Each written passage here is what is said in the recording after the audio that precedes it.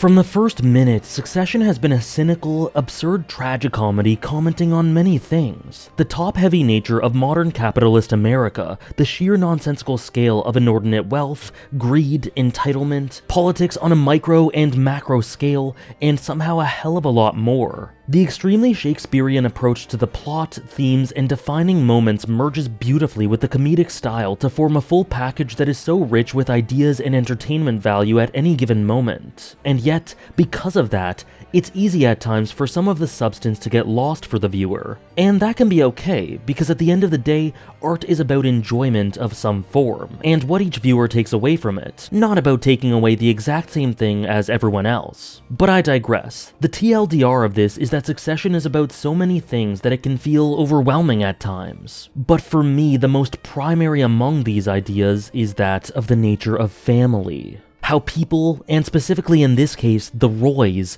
hurt and manipulate one another for their own selfish gain, having grown up from under the tutelage of their cruel, meritocratic, and yet somehow still loving father. How generations of embedded trauma are not easy to shake as those roots ingrain themselves in every victim. The story of the three kids taking the reins from Logan has been a factor from season 1, with Kendall always seeming to get the closest to usurping his father and making him proud through going through the motions and having moments of being a killer, but ultimately continuously regressing, with Shiv being the most savvy candidate, but ultimately never properly being given a fair chance at the throne. And with Roman being the child most starved of love and most interested in emulating the spirit of his father out of respect, despite being consistently abused by him. The family dynamics here are so rich both between the kids and between each of them and their father, and we could talk for ages about each individual one. Logan, his three kids, and what it means to be who each of them are front and center as the focus of this story. And yet, we are still missing a very important, yet sadly not as important, element of this equation.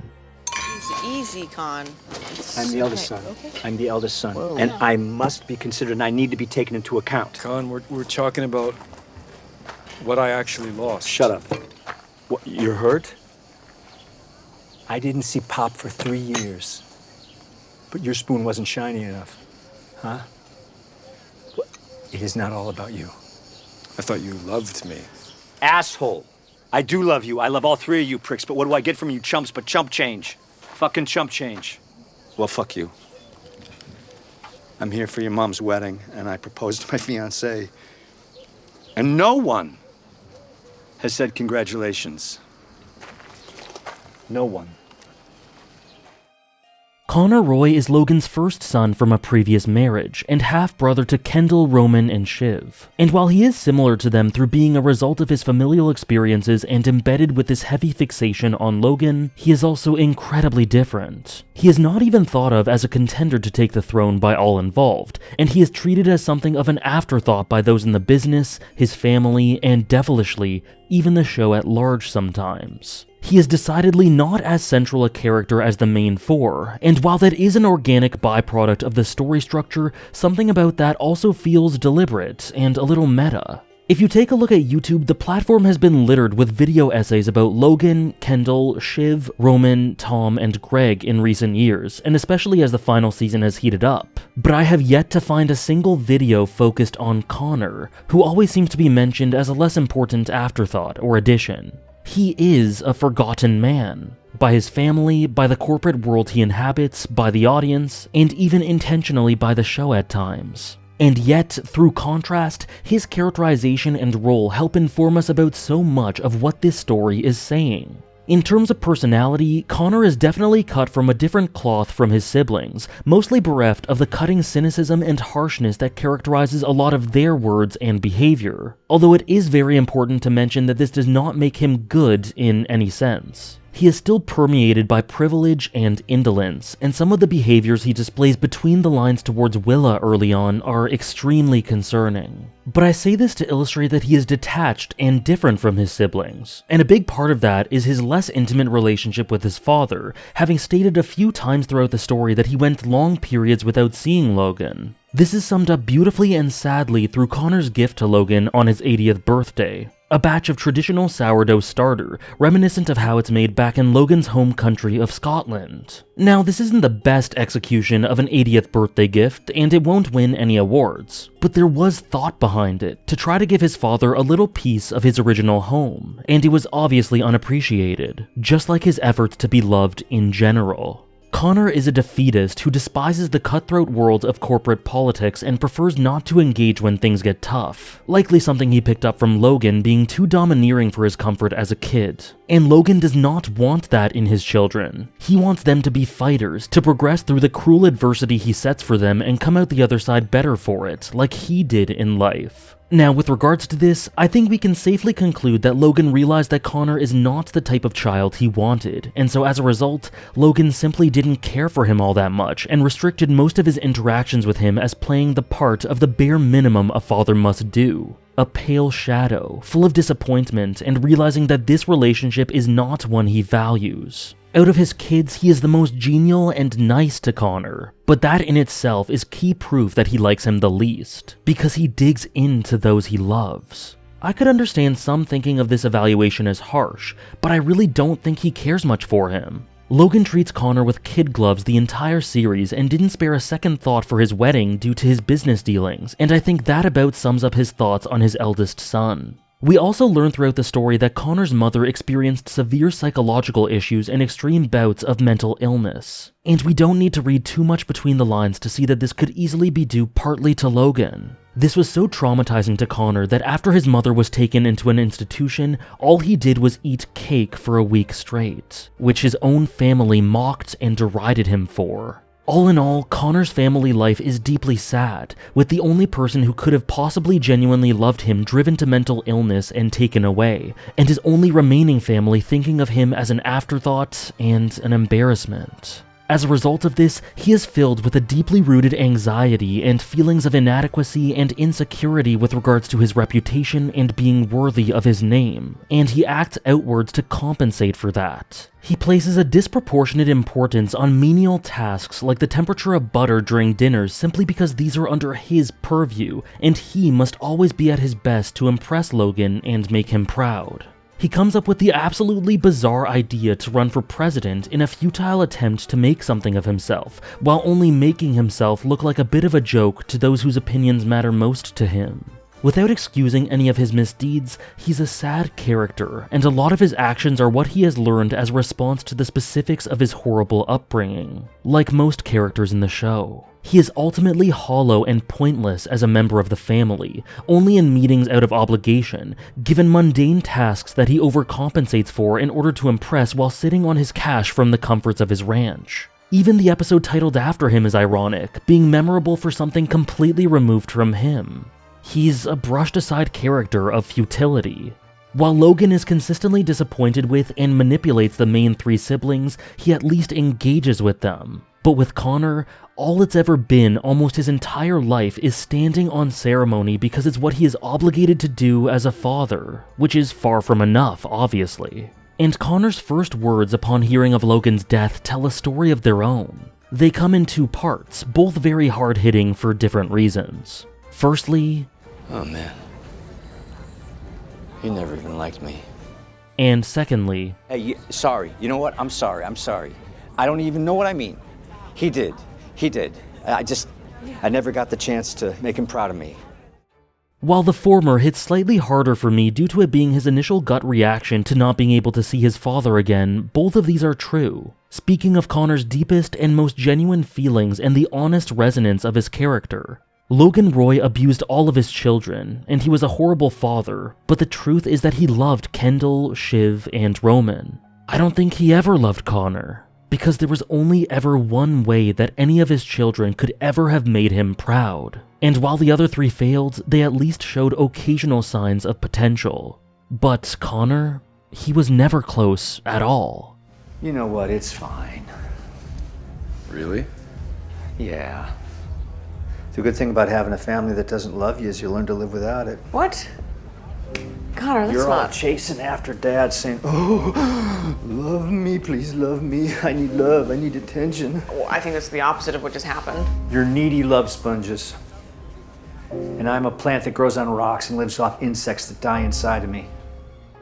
However, while this is nowhere close to an adequate way to live in terms of emotional nourishment, there is actually a chance that all of this may stand Connor in relatively good stead for the rest of his life. He is insecure, validation-seeking, overcompensatory, and filled with disappointment and sadness, but Season 4 shows a slight shift. He voices these things in the strongest way he has done so thus far, and he makes clear strides towards acceptance of this and who he is. And this is where the contrast of his character follows through in reverse. I mentioned that Connor has never been involved in the business, but what's interesting and key is that that is out of choice. Just as he avoids tension and confrontation, so too does he avoid family politics. He simply prefers to live out his days separate, on his own, chasing impossibilities on his ranch with his betrothed. This life isn't for him, and this is where we get to the main idea here. It takes some time, but eventually Connor sees reality for what it is. It's hard to take, but he ultimately accepts that he is the forgotten child. Just as he accepted early on that the succession business wasn't for him, he acknowledges that he was never suited to being the son that Logan wanted him to be. It's painful, but this acceptance is key to moving on. It cuts deep, and it sucks for Connor, but this is reality. Deep down, he knows his place and isn't clouded by any illusions of his importance, role, standing, or who he is, and this is something akin to closure. Whereas his siblings are unable to know for sure just where they stand due to the cruel game that Logan played with them, and this continues to be a factor after his death, leading to heartbreak, confusion, and pain both now and in the future too, you'd imagine. So maybe, given his context, Connor is better off like this. Showrunner Jesse Armstrong has said that core to the philosophy of Succession is that people don't really significantly change over time at their core, but rather reveal more about themselves as layers are peeled back and their situations show us more dimensions. And I think there's a chance that Logan's death may have helped Connor to come to terms with exactly who he is, despite his obvious grief, sadness, and regret. Why stick your nose in this dog-eat-dog cyclical torment? This has never been fulfilling for anyone involved, and even with the old man dead, it continues to take Connor's siblings on a ride of pain. So maybe it's better to lean into his lifestyle with pride, sit on his wealth, buy his dad's old place, and live it up. And maybe it was better for him to be unloved by Logan than otherwise. It sounds crazy, but who knows? It's no doubt hard for him to think of it this way, but maybe he'll come to understand that he was better off getting out before being put through the ringer. Better off being unloved and pitied rather than suffering that specific type of long-term deep abuse and manipulation. Now, of course, neglect is its own type of abuse, and I'm not at all hand-waving that. But the trajectory of Connor's character really does make me genuinely feel this way. Indifference is in many ways the opposite of love, and maybe the former is more beneficial than the latter when it comes to Logan Roy. Perhaps the one most removed from the Succession War will end up the happiest in matters business, psychological, and personal. Because while the way his and Willa's relationship started was definitely quite ugly, it has evolved into something pretty nice. The two are straight up with the fact that this isn't true, mutual fairy tale love, and Willa herself admits that there is an element of her marrying him partly for his means, and she's honest about that. But true to the key theme here, Connor accepts that. He understands, and in spite of this lack of a deep love, the two do still care for one another and have a functional, happy relationship that both enjoy. It doesn't have to be overly flowery or fantastical. That's life. It's mundane, but believable and organic, just like the bizarre, absurd anticlimax of Logan's actual death. Having grown off of no love, Connor is able to take the moderate amount of affection that Willa displays for him and truly value and cherish it as life-defining. And despite it not being perfect, there's something oddly beautiful about that. So if we take this stance as a genuine possibility of an interpretation, it says a lot that the character left most satisfied and fulfilled could be the one most removed from this entire Succession business. There is a cynical nature to this as Connor inherited this wealth and gains happiness pretty much through no outward grift of his own. But his journey was learning to accept that he was always going to be forgotten simply due to the nature of who he was. It's a critique on obscene wealth, but also on the brutal politics of these sorts of megacorporations and how it tears those involved apart and leaves them with gaping holes in their lives. Sometimes people can't move past these hang-ups, but in rare times they can. Even with those most successful in this business, the greed, the chase for power, the victory, the happiness associated with these things is elusive through the exhaustion. And at this point in time, I wouldn't call Shiv, Roman, or Kendall anything close to happy, nor would I say that they've had any significant period of happiness throughout their lives. And Connor hasn't either, but I think he now has the means for the sun to peek through the clouds just a little bit. I would not be surprised at all if Connor ends up being the happiest Roy by the end, and it would make extreme thematic sense. He is the loveless child, but that doesn't mean that he can't live a life of value, and maybe being forgotten by horrible people isn't so bad. Many thanks for watching.